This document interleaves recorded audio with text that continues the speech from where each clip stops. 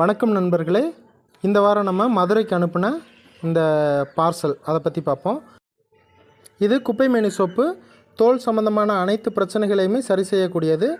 குப்பைமேனி மட்டும் இல்லாமல் பல மூலிகைகள் கொண்டு போடப்பட்டது.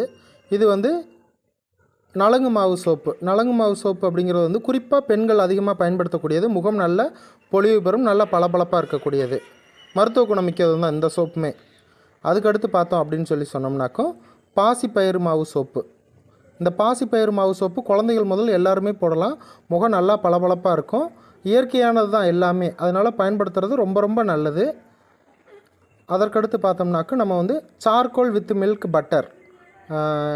இந்த சோப்பு என்னென்னாக்கும் முகத்தில் இருக்கக்கூடிய கரும்புள்ளிகள், தழும்பு, தேமல் இந்த மாதிரி எல்லா பிரச்சனைகளையுமே சரி பண்ணக்கூடியது.